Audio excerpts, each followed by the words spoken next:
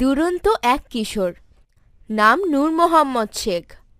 বাবা মায়ের একমাত্র সন্তান। নাটক, থিয়েটার আর গানের প্রতি তার প্রবল অনুরাগ। কিশোর বয়সে হঠাৎ করে তার বাবা মা মারা গেলেন। বদলে গেল তার জীবন। যোগ দিলেন ইপিআরে, অর্থাৎ ইস্ট পাকিস্তান রাইফেলসে। সময়টা 1971 সালের 5ই সেপ্টেম্বর। যশোরের পাকিস্তানি ছুটিপুর ক্যাম্প। একটু দূরে গোয়ালহাটি গ্রামে টহল দিচ্ছিলেন 5 মুক্তিযোদ্ধা।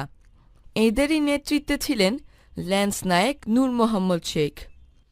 পাকিস্তানি সেনারা টের পেয়ে যায় মুক্তিযোদ্ধাদের অবস্থান।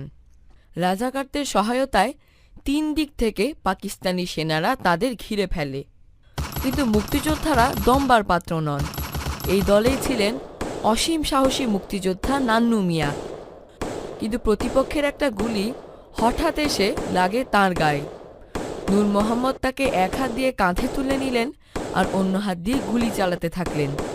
কৌশল হিসেবে বারবার নিজের অবস্থান পরিবর্তন করতে থাকলেন তিনি। উদ্দেশ্য একজন নন, অনেক মুক্তিযোদ্ধা যুদ্ধ করছেন, শত্রুদের এরকম একটা ধারণা দেওয়া।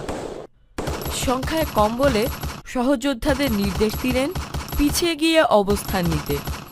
কিন্তু হঠাৎ মর্টারের একটা গোলা এসে লাগলো তাঁর পায়ে। গোলার আঘাতে চূর্ণ বিচূর্ণ হয়ে গেল তাঁর পা। তিনি বুঝতে পারলেন তার মৃত্যু আসন্ন।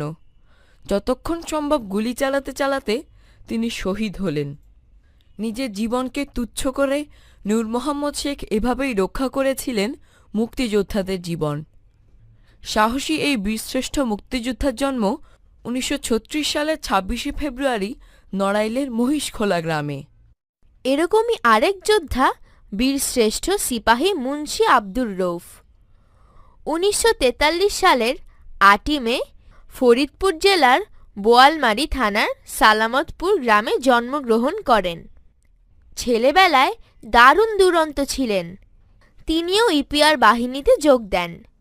মেশিন চালক হিসেবে সুনাম অর্জন করেন। মুক্তিযুদ্ধ শুরু হলে ইস্ট বেঙ্গল রেজিমেন্টের বাঙালি সৈনিকদের মতো মুক্তিযুদ্ধে ঝাঁপিয়ে পড়েন। দিনটি ছিল 71-এর 8ই এপ্রিল। ওই দিন মুক্তিযোদ্ধারা পাকিস্তানি নৌসেনার উপর আক্রমণ করবে। এজন্য তারা মহালছড়ির কাছে বুড়িঘাট এলাকার চিংড়ি খালের 2 পাশে অবস্থান গ্রহণ করেন। পাকিস্তানি সৈন্যরা মুক্তিযোদ্ধাদের আক্রমণ করতে এগিয়ে আসে। সাথে নিয়ে আসে 7টি স্পিডবোট আর 2টি মোটর লঞ্চ। স্বল্প সংখ্যক মুক্তিযোদ্ধার মৃত্যু ছিল অবধারিত। তবু মুক্তিযোদ্ধারা পালিয়ে যাননি। আব্দুর রউফ নিজেই দায়িত্ব নিলেন নিজের জীবন দিয়ে সবাইকে রক্ষা করার। হালকা একটা মেশিনগান হাতে তুলে নিয়ে গুলি ছুঁড়ে শত্রুদের রুখে দিতে থাকলেন। সহযোদ্ধাদের বললেন নিরাপদে সরে যেতে। মুক্তিযোদ্ধাদের আক্রমণে পাকিস্তানিদের 7টি স্পিডবোটই ডুবে গেল। বাকি 2টো লঞ্চ থেকে গুলি ছুটতে ছুটতে তারা পিছু হটতে লাগল। এরকম মুহূর্তেই হঠাৎ একটা গোলা এসে পড়ল তাঁর উপর। তিনি শহীদ হলেন। বীরের রক্তস্রোতে রঞ্জিত হল মাটি। রাঙামাটি জেলার বোটবাজারের কাছে নানিয়াচরের চিংড়ি খালের কাছাকাছি একটি টিলার উপর সমাহিত হন বীরশ্রেষ্ঠ মুন্সি আব্দুর রউফ। পরবর্তী সময়ে সমাধিকে স্মৃতিস্তম্ভে রূপান্তরিত করে সরকার। 71-এ পাকিস্তানি সেনাবাহিনীর বিরুদ্ধে কতভাবেই না যুদ্ধ করতে হয়েছিল আমাদের। এই যুদ্ধে জয়ী বাহিনী হিসেবে মুক্তিযোদ্ধারা বয়ে এনেছেন অসীম গৌরব।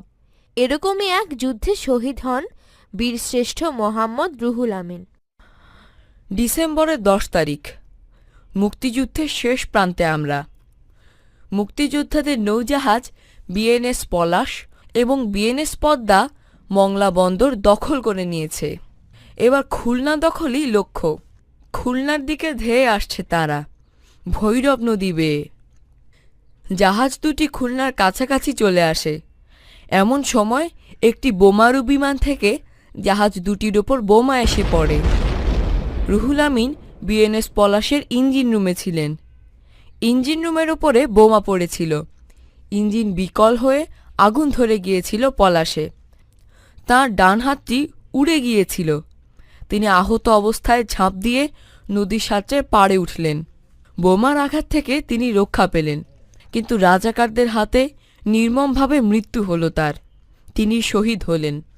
খুলনা শিপইয়ার্ডের কাছেই চিরনিদ্রায় শায়িত আছেন এই বীর মুক্তিযোদ্ধা। এখানে একটি স্মৃতিস্তম্ভ নির্মাণ করা হয়েছে। বাংলাদেশ আজ মুক্ত। লক্ষ প্রাণের বিনিময়ে আমরা 1971 সালের 16 ডিসেম্বর বিজয় অর্জন করি। দেশের এই বীরশ্রেষ্ঠ মুক্তিযোদ্ধাদের জন্য গর্বিত আমরা।